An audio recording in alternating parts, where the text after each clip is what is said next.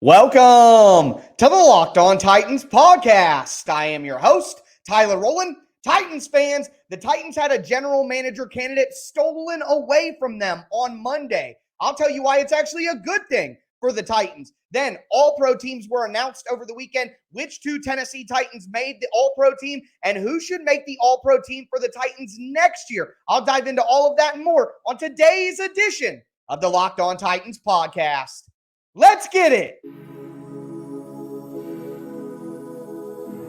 You are Locked On Titans, your daily Tennessee Titans podcast, part of the Locked On Podcast Network, your team every day.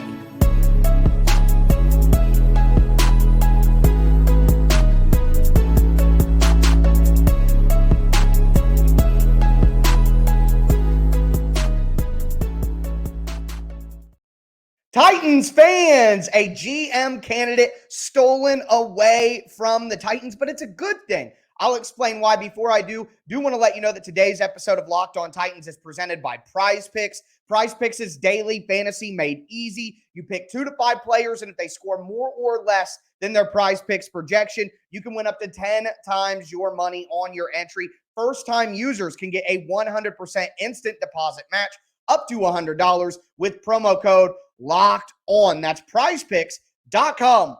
Promo code Locked On. Thank you guys for making the Locked On Titans podcast your first listen every day. Remember, Monday through Friday, Tennessee Titans content all year round on all platforms and always for free. Make sure you subscribe to the Locked On Titans podcast on whatever platform you do stream on YouTube. Hit that notification bell as well. Throw a thumbs up on the video right now.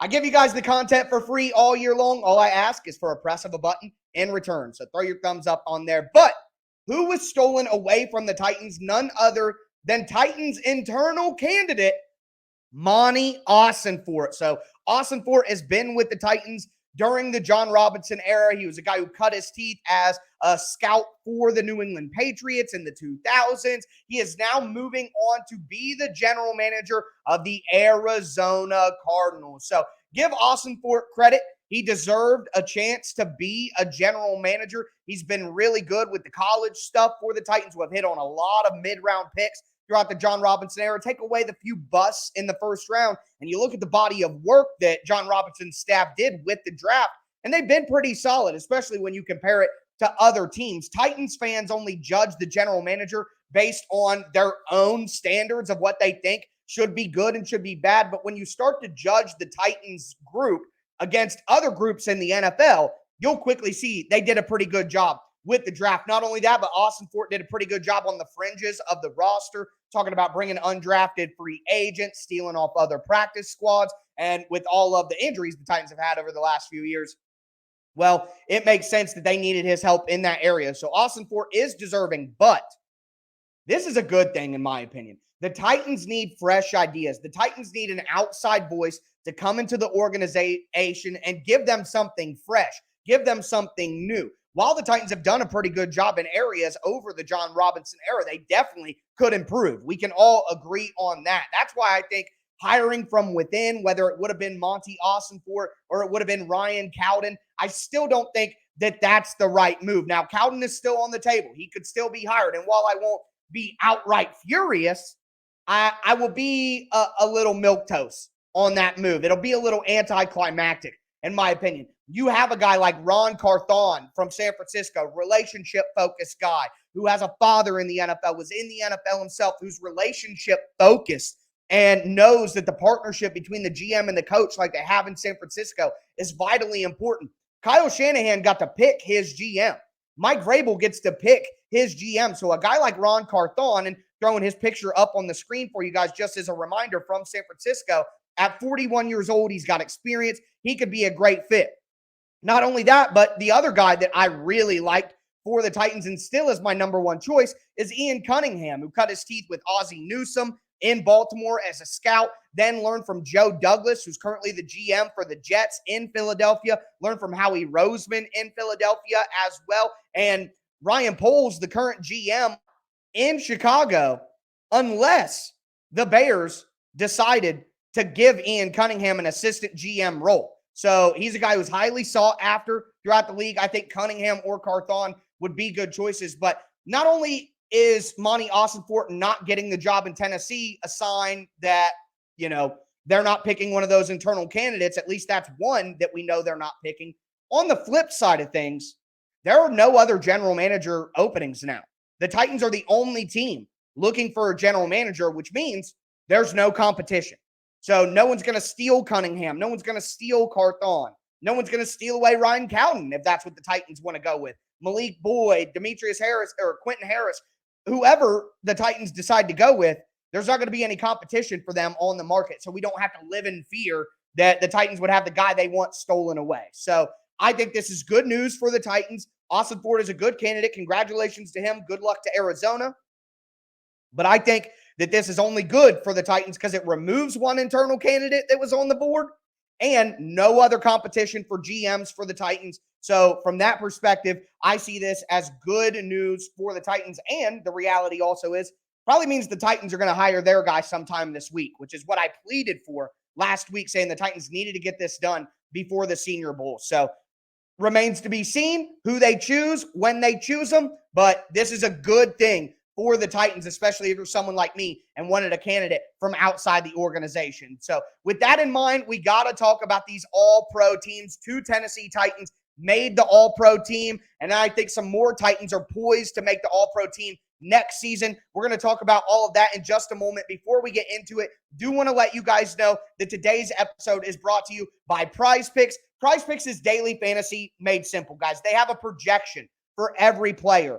Derrick Henry, 90 rushing yards. Justin Jefferson, 8 catches. Patrick Mahomes, 300 passing yards. All you do is you pick 2 to 5 players, you look at the projection Prize Picks has for them, and you say whether the player is going to do more or do less than that projection. If you get your guess right on all your players, you can win up to 10 times your money on your entry. And right now, Locked On Titans listeners have a chance to take advantage of a great deal. If you're a first-time user at Prize Picks and you sign up and use the promo code Locked On, you're going to get a 100% instant deposit match up to $100. So you deposit $100, you get a free $100. You deposit $50, you get a free $50. You guys see what I mean. So go to prizepicks.com right now, or do it the simple way. Download the Prize Picks app right on your phone and sign up. Use the promo code Locked On for a 100% instant deposit match. Prize Picks is daily fantasy made easy.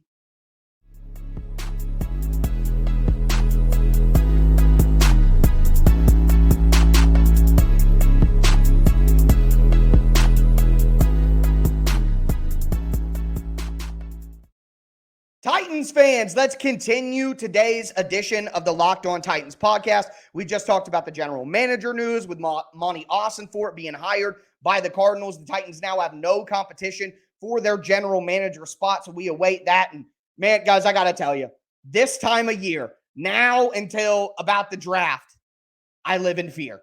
I live in fear every day. I could record a show, and then an hour later, it could mean absolutely nothing if news breaks. I could record 2 shows because I got to go on a weekend trip. News breaks, now they're useless. I mean, this is the scariest time of the year for someone who makes content. That's all I got to tell you guys. So if you see the fear in my eyes, it's palpable, it's real, and it's justified. But with that in mind, 2 Tennessee Titans did win the All-Pro nomination, or second team at least. So we're going to get into that. Before we do, want to thank you guys again for making the Locked On Titans podcast your first listen every day. As I told you at the beginning, Monday through Friday, Tennessee Titans content all year round on all platforms and always for free. Never going to charge you guys. So make sure that you subscribe, stay locked into the Locked On Titans podcast for all the news that I worry about. When it happens, I'll be right here to break it down with you guys no matter what. So with that in mind, let's talk about the All-Pro. The 2 Tennessee Titans who made the All-Pro team were 1, punter Ryan Stonehouse, and 2, Jeffrey Simmons. And I got to tell you guys, I am more surprised by Simmons making the All-Pro team than I am Ryan Stonehouse. So with Stonehouse, why is this a shock? He broke an 80-year-old punt record held by, I believe it was Sammy Ball, in 1940 for gross punting average. So Stonehouse averaged 53.1 yards on his punts, gross, just how far he kicked the ball. Okay, that broke the record by nearly 2 yards, smashed the record. The record was 51.4. So smash that record right there. And Stonehouse deserves it as a rookie to come in. He deserves an all-pro nod. Second team makes sense. I know a lot of you guys are freaking out. How did he not get first team? How did he not get first team? Well, Tommy Townsend of the Kansas City Chiefs is a better punter than Ryan Stonehouse. No, he doesn't kick it quite as far as Stonehouse, but he had a better net yards per punt. He's better directionally, better at pinning people inside the 20. He's more on the Brett Kern side of things and the skills that he has, and he's got a boot to go with it. So Tommy Townsend did deserve first team if you dig in a little deeper to punting numbers. But make no mistake, Ryan Stonehouse is still one of the top 2 punters in the entire NFL, and he completely deserved the accolade that he got for being second team All-Pro. Okay, that's nothing to bat your eyes at there, okay? It's nothing to shun. Make it second team All-Pro as a freaking rookie. So great job by Ryan Stonehouse. No shock to me that he got the nod, but I am a little shocked by Jeffrey Simmons. Now, guys, we know that a healthy Jeffrey Simmons with just a modicum of health around him, health and help around him, is a top 2 interior defensive lineman in the league. It's him and Aaron Donald. And pretty much all of the NFL executives and scouts and all that, all the rankings before the season, they all agreed Jeffrey Simmons was 2 or 3 in basically every single list that you're going to find. But the truth is, Jeffrey Simmons didn't have his best year. He dealt with the ankle injury, and he had literally no edge help whatsoever to take the pressure off him. And then Danico Autry missed time as well. So, no Harold Landry for the whole season. Bud Dupree, don't even get me started on Bud Dupree. Danico Autry missed some games. Simmons didn't have a lot of help. DeMarcus Walker gets a nod. He did some good things in there. Rashad Weaver, of course, gets a nod as doing some help, but those guys aren't Autry and Landry. So add that to the ankle injury, which Simmons said himself he had to shoot himself up in the ankle with pain-killing medicine for the last 8 games of the season, just so he could get out there and play. It wasn't his best year, and I don't blame Simmons for it at all. So still finishes with 7.5 sacks, still finishes with 9 tackles for loss, and was dominant in a lot of games, even if he didn't fill up the box score. But here's the thing that I like the most. I'm so happy that Jeffrey Simmons got this accolade, because even though it wasn't his best year, even though he was banged up, even though he didn't have a lot of help, he still was acknowledged and celebrated and awarded as one of the top 4 interior defensive linemen in the entire NFL. And I'm glad for him, because he deserves it. He is that level of player, even if he had somewhat of a down year because of the circumstances. So I'm glad that even with all of that going on, even with it not being the best year he could possibly produce because of those circumstances, he still gets that second team nod, because Jeffrey Simmons is that good of a player. And as you guys know, if you've been a fan of the Titans as long as I have, it takes a lot for the Titans to get the credit that they deserve. Jarrell Casey finally got 5 Pro Bowl nods at the end of his career, but it took a couple of years before people recognized, oh, dang, that Casey guy down in Tennessee is a monster. So I'm happy that Jeffrey Simmons early in his career is already recognized and getting that benefit of the doubt, let's say, because that doesn't happen a lot with Tennessee Titans players. And speaking of that, there are some players for the Titans who didn't make the All-Pro team, but they did get votes. Okay? So those people are, number 1, Derrick Henry. Got some votes, did not make first or second. First team All-Pro was Josh Jacobs. Then you had second team All-Pro as Nick Chubb. So hard to argue with that at this time. Those guys were fantastic this year. And while Henry was better in the receiving department than he had ever been before, I get it. I do get it. But Henry did get votes. So you like to see that. And behind that offensive line with Todd Downing, it is a miracle that Derrick Henry almost had 2,000 combined yards. Okay, it's a miracle.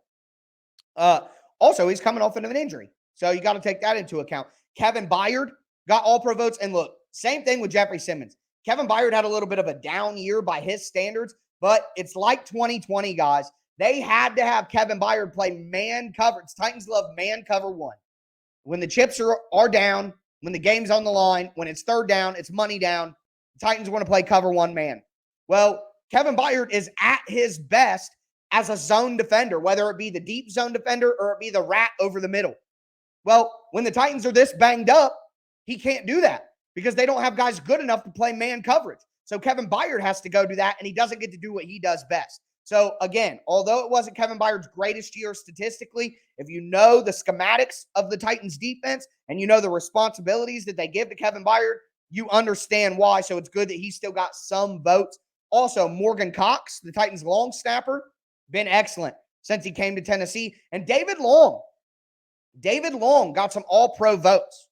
And you could see why he was phenomenal for the Titans until he got hurt late in the year. But that's the problem with David Long. He's a smaller player, smaller linebacker. He's been a repeat offender, as Mike Vrabel would call it, with some soft tissue stuff.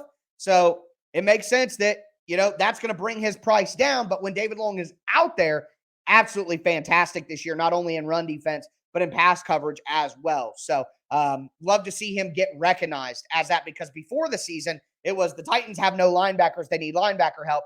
While that may be true right now, it's not because David Long was underrated, so it's good to see him get this acknowledgement. But with that in mind, who are some Tennessee Titans who will make the all-pro team next year or should be in contention? I'm going to go over that. Let me know down in the comments right now who you think will make the all-pro team for the Titans next year. Before we get into that, though, do want to tell you guys about today's sponsor, BetOnline.net. BetOnline is your number one source for all your sports betting info, stats, news, and analysis. They're going to give you the latest odds and trends for every professional and amateur league out there. So that means pro football, college football, pro and college basketball. They even have esports at betonline.net. So make sure that you check them out. They're the fastest and easiest way to get your betting info. Head to the website today or just use your mobile device to learn more.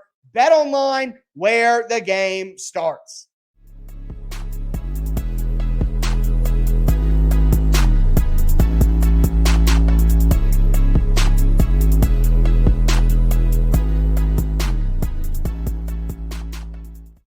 Titans fans, let's continue today's show. We just talked about Monti Ossenfort being the GM for the Cardinals and why I think that's actually a good thing for the Titans. We talked about the Titans all-pro selections, Ryan Stonehouse, Townsend, that's Tommy Townsend getting it off, Ryan Stonehouse and Jeffrey Simmons. Now I want to talk about guys who are poised to make the all-pro team in 2023. Before we do, I want to thank you guys again for making the Locked On Titans podcast your first listen every day. As for your second listen, check out the Locked On NFL podcast. Like Locked On Titans, it's Monday through Friday, all year round, always for free and on all platforms, including the Locked On NFL YouTube channel. I host the Thursday show of Locked On NFL. So not only would you be getting your national NFL news, but you're also showing support for your boy. And like I said, all the shows are free. So a couple of clicks of a subscribe button or a thumbs up button, it goes a long way. It's not a lot to ask. So I definitely do appreciate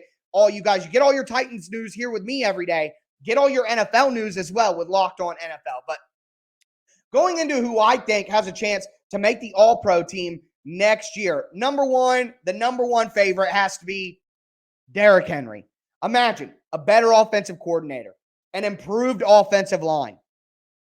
I think there's a great chance that if Derrick Henry went for 1,500 rushing yards and Derrick Henry went for, close to 2,000 total yards this year, what's he going to do with an improved offensive line and an improved OC? Not coming off of an injury as well, having that fire in his eyes from this season.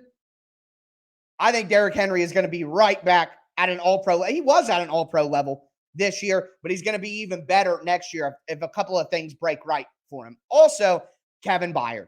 Again, with just a little bit of improvements around him, Kevin Byard can go back to doing what he does best, which is lurking in zone in the middle of the field, reading quarterbacks' eyes, and creating turnovers. Okay, Kevin Byard is the best safety in the NFL at creating turnovers, period, and has been since he was drafted. So, I mean, he's the Titans' all-time leader in interceptions. He's fantastic. So, I think both of these guys got votes this year. I think they will get to an all-pro spot next year. Outside of that, some of these next few names are not as high of favorites as Byard and Henry would be to get back to get to an all-pro. But Chig Okonkwo, I mean, by the end of the season, top 12, top 15 tight end in the entire NFL, right? The numbers bear it out. So you add in the explosive element. Imagine Chig Okonkwo with a better offensive coordinator. Imagine Chig Okonkwo with not being a rookie, having another year with the Titans to get better and grow and become a better blocker and be on the field more and play more snaps. And Chig Okonkwo has the explosive ability to be one of the top 6 or 7 tight ends in the entire NFL. And if you get yourself into that group, who's to say that he couldn't make an all-pro team? Who's to say?